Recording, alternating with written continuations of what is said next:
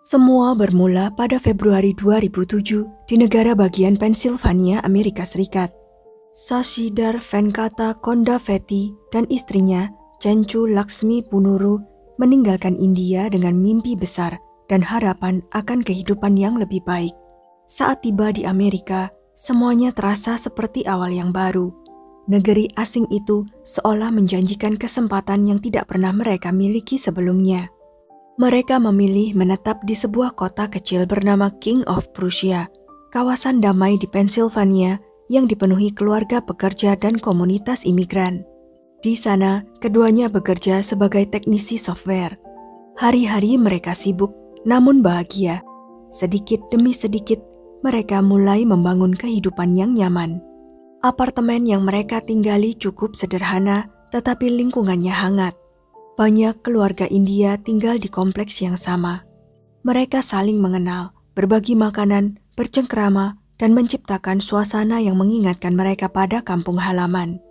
Lalu kebahagiaan terbesar datang ke kehidupan mereka.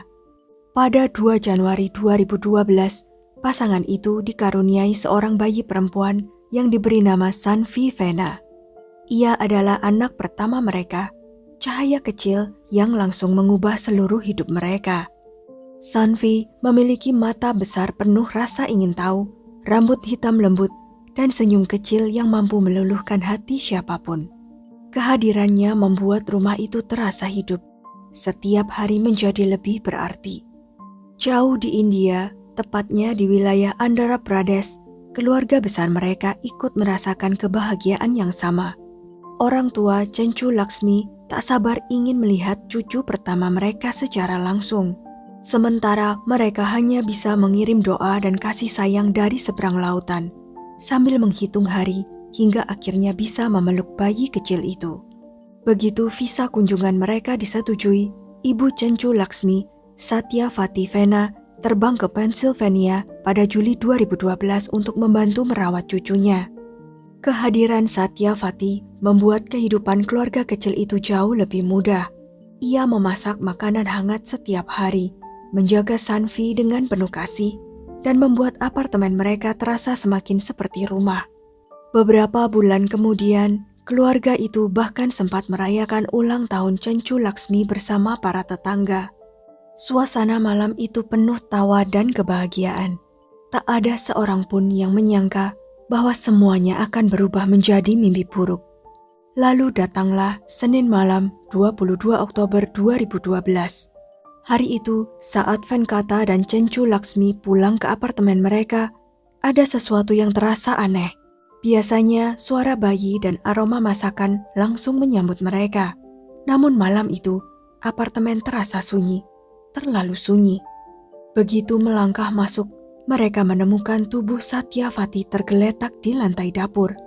Saat mereka mendekat, dunia mereka runtuh seketika. Perempuan berusia 61 tahun itu sudah tidak bernyawa. Lehernya digorok, sarinya berlumuran darah. Sosok yang selama ini merawat rumah dan menjaga cucunya, kini terbaring kaku di lantai dapur. Dalam keadaan panik, Venkata segera menelepon layanan darurat dan polisi. Namun di tengah kepanikan itu, mereka sadar ada sesuatu yang jauh lebih mengerikan. Sanvi menghilang.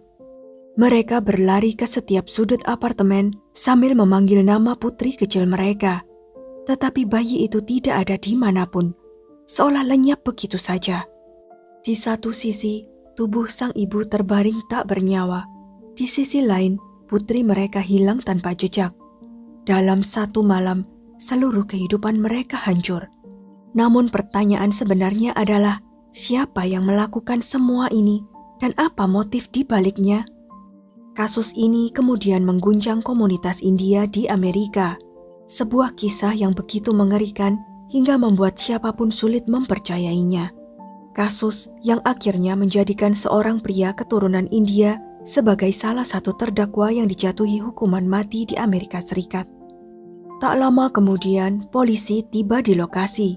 Saat para petugas mulai memeriksa apartemen, perhatian Venkata tertuju pada sebuah catatan mencurigakan. Itu adalah surat tebusan. Isi pesannya begitu mengerikan. Shiva, putrimu telah kami ambil. Jika kamu pergi ke polisi, tubuhnya akan dipotong-potong. Jika kamu memberitahu siapapun, bagian tubuhnya akan ditemukan di seluruh rumah. Kami mengawasimu setiap detik. Semua telepon dan pesanmu dipantau. Jika ingin putrimu hidup, lakukan persis seperti yang kami katakan. Pelaku meminta uang sebesar $50.000 tunai atau sekitar 885 juta rupiah dan memerintahkan Cencu Laksmi datang sendirian ke area depan kompleks olahraga malam itu juga. Mereka mengancam akan membunuh Sanvi jika polisi ikut campur. Setelah membaca surat itu, pasangan tersebut nyaris kehilangan kekuatan untuk berdiri. Pikiran mereka hanya tertuju pada satu hal. Bagaimana keadaan Sanvi sekarang? Apakah bayi kecil itu menangis? Apakah dia ketakutan? Saat polisi menggeledah apartemen lebih lanjut, mereka menemukan 10 surat ancaman lain tersembunyi di berbagai sudut rumah. Di saat bersamaan, petugas berpakaian preman mulai bersiaga di sekitar lokasi penyerahan uang tebusan. Cencu Laksmi menunggu di area parkir sambil memegang uang tunai sesuai permintaan pelaku. Jam menunjukkan pukul 8 malam. Tak ada seorang pun datang. Pukul 9, tetap tidak ada. Pukul 10 malam, masih sunyi. Tidak ada seorang pun muncul mengambil uang itu. Seolah seluruh surat ancaman tadi hanyalah permainan mengerikan.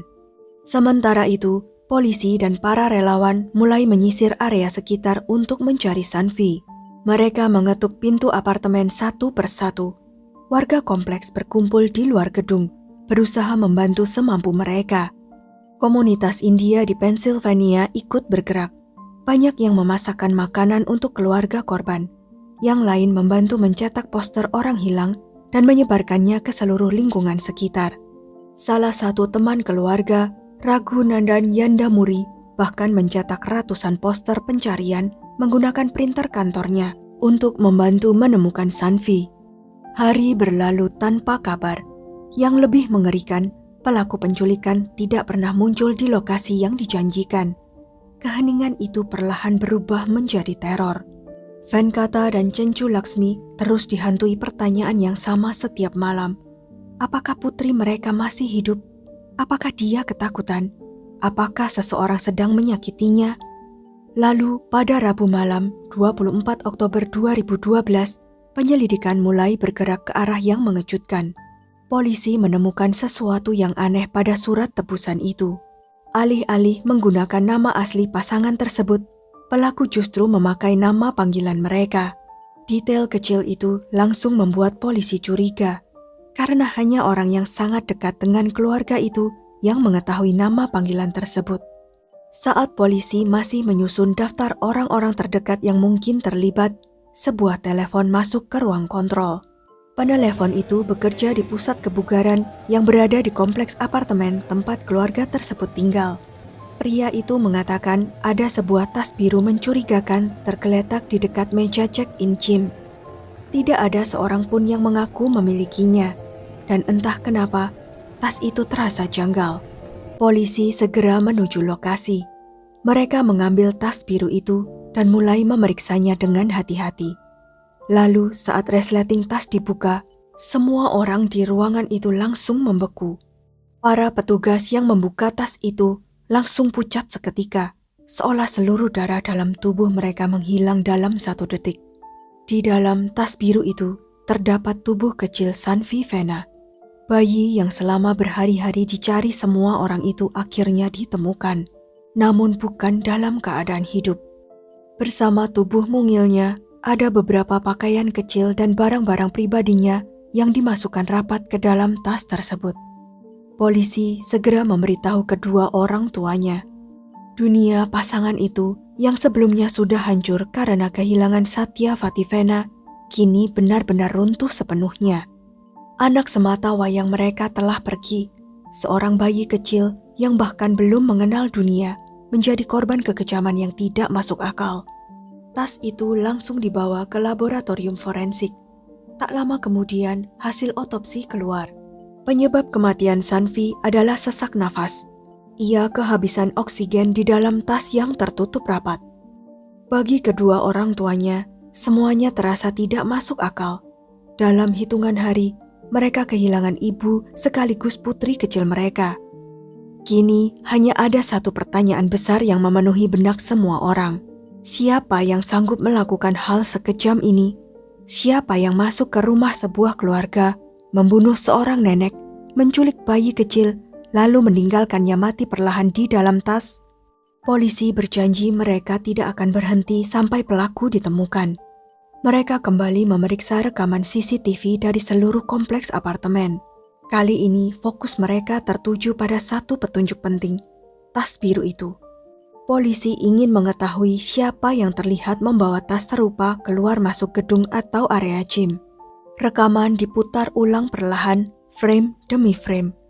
Lalu penyelidikan itu akhirnya menemukan titik terang.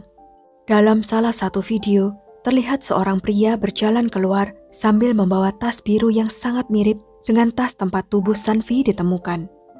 Polisi segera mengambil gambar pria tersebut dari rekaman CCTV dan menunjukkannya kepada keluarga korban. Begitu melihat wajah itu, pasangan tersebut langsung mengenalinya. Pria itu adalah Raghunandan Yandamuri. Nama ini sebenarnya sudah disebut sebelumnya. Ia bukan orang asing. Ia tinggal di kompleks apartemen yang sama dengan keluarga korban. Bahkan, ia cukup dekat dengan mereka. Saat Sanvi dinyatakan hilang, Raghunandan ikut berpura-pura membantu. Ia berdiri di sisi keluarga itu, menunjukkan simpati, bahkan ikut membantu memprint dan menyebarkan poster pencarian anak hilang. Tidak ada yang menyangka bahwa pria yang terlihat peduli itu justru menyimpan rahasia paling mengerikan. Raghunandan berasal dari Andhra Pradesh, sama seperti keluarga korban. Ia pindah ke Amerika demi kehidupan yang lebih baik dan bekerja di bidang IT. Selama ini ia cukup sering datang ke apartemen mereka, berbincang, bahkan dianggap seperti teman dekat. Namun perlahan wajah aslinya mulai terungkap. Begitu identitas pria dalam CCTV dipastikan, polisi langsung bergerak cepat. Mereka menangkap Raghunandan dan membawanya untuk diinterogasi. Awalnya ia bersikap tenang dan berpura-pura tidak tahu apa-apa. Ia menyangkal semua tuduhan, tetapi semuanya mulai runtuh ketika polisi menunjukkan rekaman CCTV yang memperlihatkan dirinya membawa tas biru keluar dari gedung. Ekspresinya langsung berubah, kebohongannya perlahan hancur. Setelah diinterogasi berulang kali, akhirnya Raghunandan menyerah, dan pengakuannya membuat semua orang merinding. Ia ternyata kecanduan judi. Selama berbulan-bulan, hampir seluruh gajinya habis di kasino. Ia tenggelam dalam hutang besar. Sementara istrinya yang sedang hamil sama sekali tidak mengetahui kehidupan rahasia yang ia sembunyikan. Keadaan finansialnya semakin memburuk. Telepon dari penagih hutang terus berdatangan. Ia panik, ketakutan, dan mulai mencari jalan keluar dengan cara apapun. Raghunandan sempat mencoba mengajukan pinjaman bank untuk menutupi hutangnya diam-diam. Namun permohonannya ditolak. Saat itulah rasa takut benar-benar menguasainya. Ia yakin para pemberi hutang suatu hari akan datang mencarinya. Dalam keadaan putus asa, ia mulai memikirkan target, dan pikirannya tertuju pada keluarga yang selama ini memperlakukannya dengan baik. Ia teringat pernah datang ke apartemen Venkata dan Cencu Laksmi untuk sebuah acara kecil.